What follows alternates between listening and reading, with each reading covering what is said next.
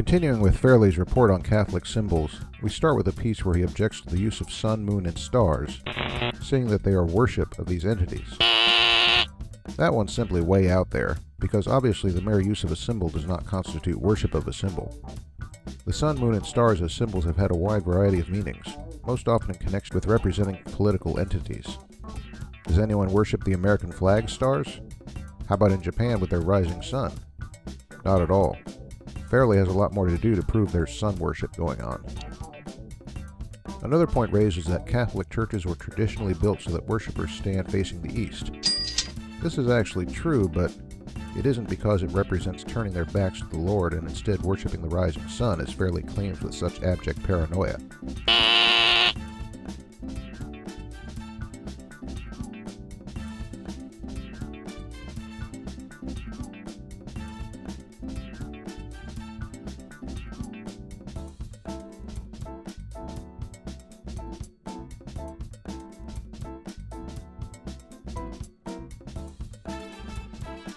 Now, no doubt Fairley will say these explanations are just fakes given to mislead people away from the truth, which is that the Catholics really are worshipping the sun. Well, if so, he needs evidence, not just say so. The official explanations reflect what I've said. Paranoia in reply isn't a valid argument. In the same way, Fairley needs evidence, not paranoid imagination, to back up his claim that the use of a monstrance used in the Catholic Mass somehow reflects solar, lunar, and sexual imagery. Better explanations I've seen for the use of very like imagery is that it's meant to symbolize Christ's transfiguration, or else to indicate radiance by Christ as light of the world, or as the Son of Righteousness. Fairley also claims that the so-called Celtic cross incorporates symbolism to the pagan goddess Ashera. That's not too likely, since it's unlikely the ancient inhabitants of Ireland had even heard of Ashera. Scholarly authorities give us some more likely ideas for the origin of the shape. Mark Redknapp's The Christian Celts suggests it may have been an incorporation of the Chi Rho monogram into the cross symbol. Another idea is that they incorporated sun imagery, for the same reason Constantine did, to glorify Christ as the true source of light, and as a rebuttal to pagan use of sun imagery. Connections to Ashera, I don't find listed in any credible source. Now we get into some miscellaneous stuff. I'll just run this by on the fast track, since they're kind of short.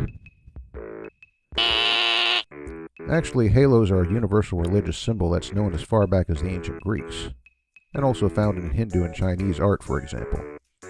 It simply symbolized a deity, and was triumphantly claimed by the Church to signify holiness. Actually, the Vatican was named after the geographical area it was built on, Ager Vaticanus, which was named long before the Vatican was built on it. That makes the etymology irrelevant. But while vatus is a word for a diviner, there are several words for serpent in Latin.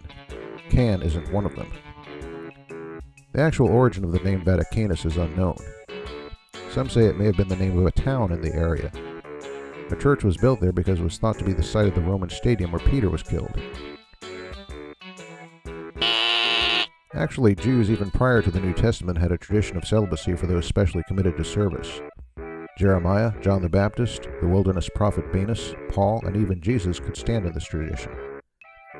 The word comes from the Latin word celibatus, meaning unmarried, which in turn probably derived from two earlier words that meant alone and living.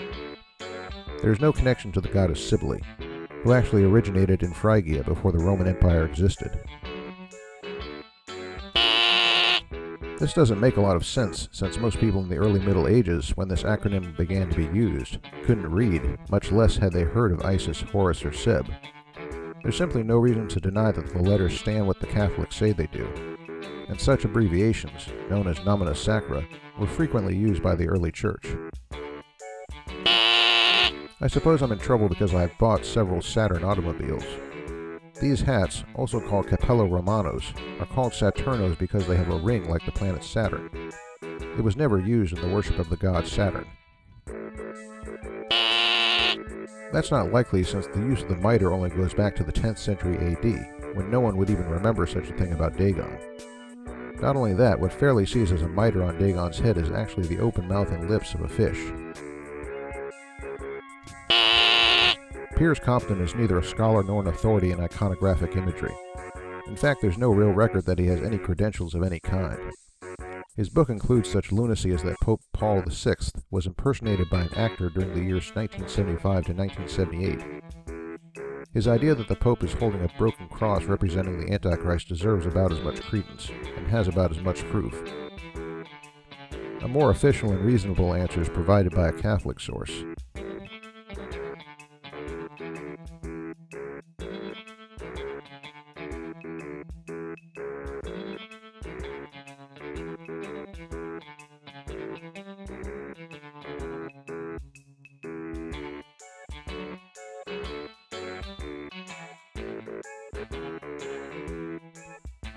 So it's just a type of art, and if it disturbs you, keep in mind that many people say they're disturbed by just any scene of Jesus being crucified.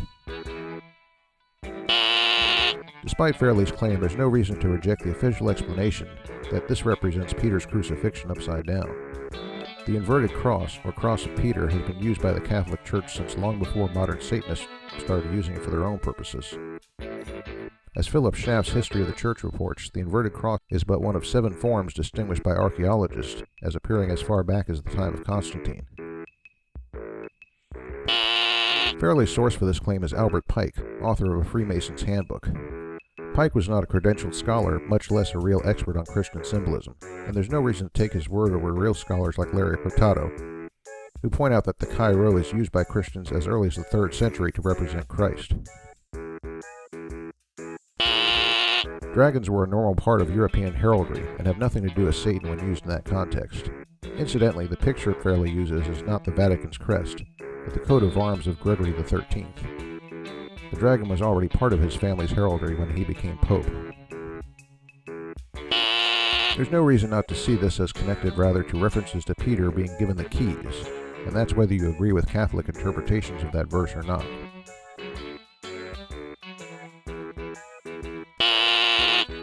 This claim is straight out of Hislop's Two Babylons, which cites in turn page 602 of Parkhurst Hebrew Lexicon.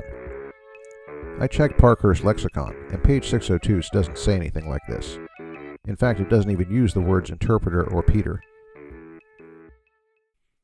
I've skipped a few things I'm not able to speak with authority on, such as Fairley's claims about the Mass supposedly being blasphemous, or about works salvation, or purgatory, or the Hail Mary prayers. But I'll close with something of a warning for Fairley about his tactics here.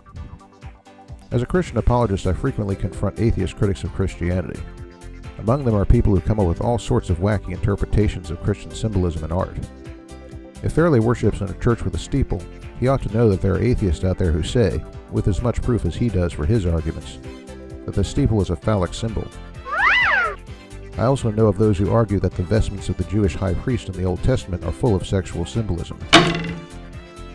So when Fairley plays this game of this was borrowed from that, or this is rooted in that, based on superficial similarities and vivid imagination, while also ignoring defining context, he opens the door wide for those atheist critics to make their arguments too.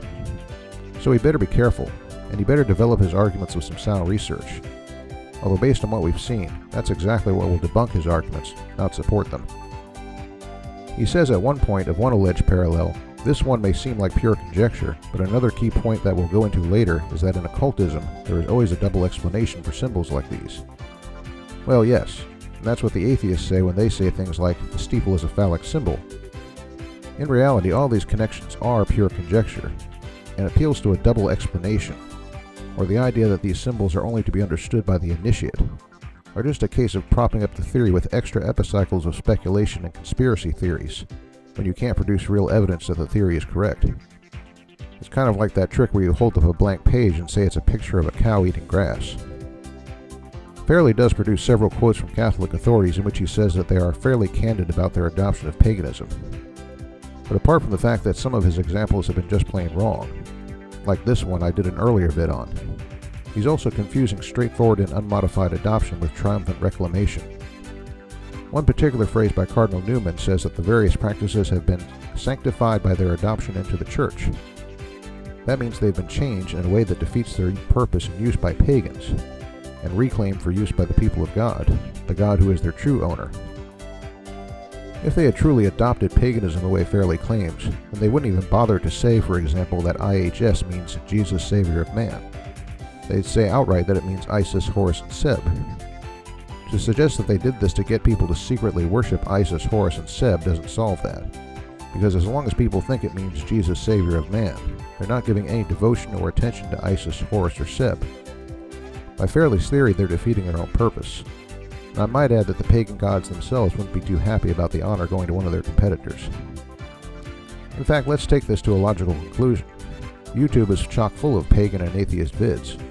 That means if Fairley produces vids for YouTube, it's proof that he's actually a pagan and an atheist in disguise. And what about his DVDs? Well, people make DVDs that feature porn and all kinds of violent movies. So does that prove that Fairley is actually a violent pornographer? Now wait, look at him. Fairley is wearing dark colors and didn't comb his hair. You don't suppose he's one of these?